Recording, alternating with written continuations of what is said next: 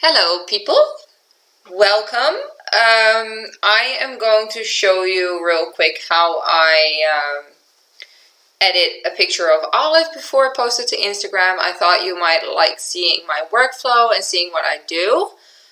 This picture is not taken by me. It's taken by The Adventures of Sherlock Hound, and I'm really grateful for it because her eyes are so nicely in focus and it's lovely and I really think it's really cool. Yeah, so what I usually start with is I just auto balance everything out. I just press all the auto buttons I can.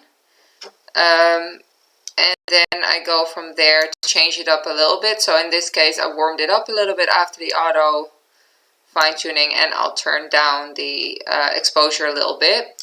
Then this is my go-to preset. It's from Tribe Archipelago. Do I pronounce that right? I'm not really sure. It's a really nice preset and super worth it. So yeah, after that I just tone down the exposure more because I love me some dark and moody pictures. Yeah, so as you can see, Olive is very light. I don't like this. So I go to the adjustment brush and I set it to temp. What I usually do is I show the selected mask overlay because it makes life a little bit easier to paint over this. Don't worry about going outside of the lines a little bit. That is absolutely fine. So another thing I'm really bad is bad in, wait, that went completely wrong. Good evening, it's late here. Anyway, just press on the Alt button to go and delete everywhere you went over the edge a little bit, where you went a little bit crazy on the red mask. That's just fine. I'm gonna leave her tail out. Ooh, there we go, completely wrong. Oh well, just add a little bit to it. There we go. So that is about covered.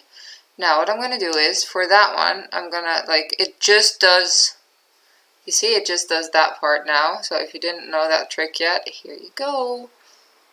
So I'm going to tone her down quite a bit. Warm her up a bit, because I think she's not warm enough. My clarity tool does this, which is obviously way too much, but a little bit goes a long way. I'm gonna up the saturation a little bit too. So I think that's kinda nice. Then I'm gonna grab a new brush and press on shadows, just for that little nose, because I'd like to actually be able to see that she has a nose, rather than, God, what's it called, that it's completely blacked out. So now you can actually see her nostrils, which is nice. Overall, I think it can go a little bit warmer. Yeah, that looks about right. It might look a little bit yellow, but we can go down here and actually play with that. So the yellow saturation we can bring down a little bit. Oh, where did it go? So as you can see here at the yellows, oh no, wrong one, one up. It's pulled nowhere, but I'm going to pull it a little bit towards the oranges.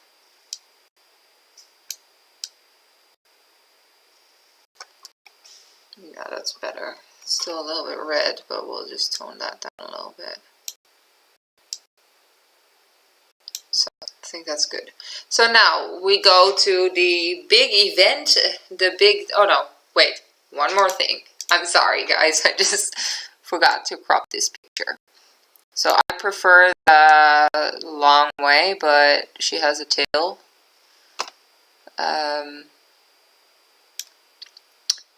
Which I think I might actually cut off. Well, not cut off, but delete from the picture in a minute. So first things first, eyes. I go to Photo, Edit in Photoshop. Here you can see I did one already because I messed up my video. So here you go. That's the end result of one of my pictures. Actually, the same picture. So yeah, sorry for the lag. Here we go. Come on, work with me now. There we go. So you can see that my second edit is a lot less less warm, less rich in colors, but I'm okay with that. So let's press Ctrl J for a new layer. Then I have the history brush selected. I have it for this picture on 29. If you have a picture where you have to zoom in more, just tone it down. The screen mode is this is screen in English, I believe. Then I go to this button, which for some people might be somewhere here. It's a history button. Select the layer through copy, and then we're gonna zoom in. And this one, 100 is fine. Now, what this does is this basically lightens up anything you want to lighten up. So I like lightening up all those little highlights that you can see here that, yeah, they reflect all the trees and stuff. So yeah, I go over all that. And then I want a catch highlight thingy right across from there.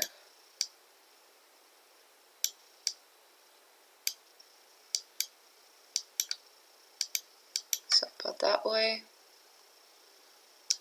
So this might not look as nice yet, but I promise it will look really nice when it's done.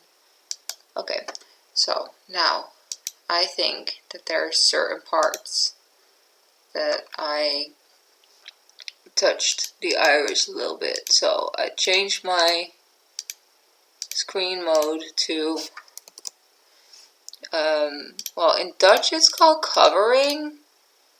Not really 100% sure what it is in English. I'm sorry guys, so you have to figure it out. It's 1, 2, 3, this one. I think the spots are the same that most things are in. Maybe if you have a different version then not, but overall. So let's put it back and see what it did.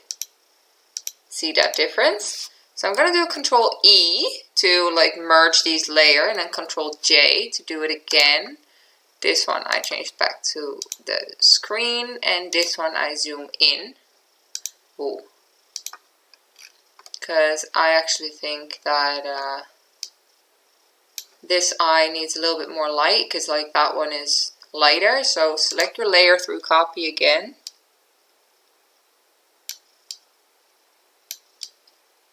So I'm gonna do this one a little bit,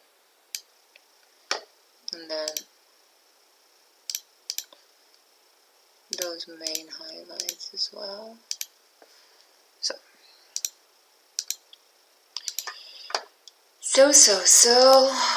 maybe a little bit extreme, don't you think? So let's tone it down a little bit. Now, big trick, don't go to save as, just save it normally.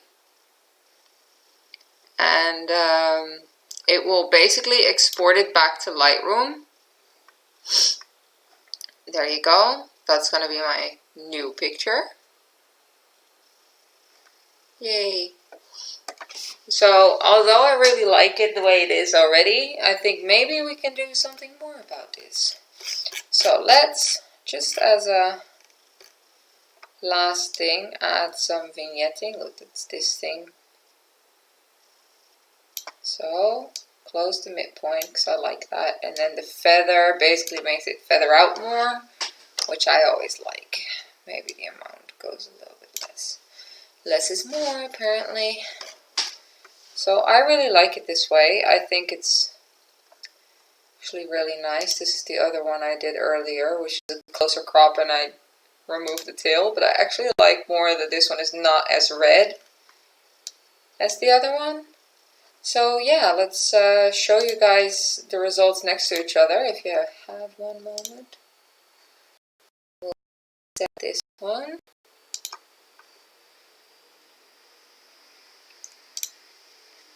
Let me crop it.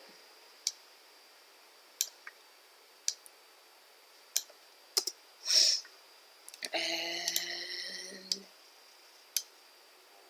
here you go, the before and after of this picture. In just a short amount of time, really. Hope you liked it, guys, and I'll do another video hopefully this week. I think my next subject will be blurring backgrounds. I'm also thinking about doing one on adding snow. I'm not the best Photoshopper and I'm still learning as I go, so I just hope that you guys are here to learn along with me. See you guys!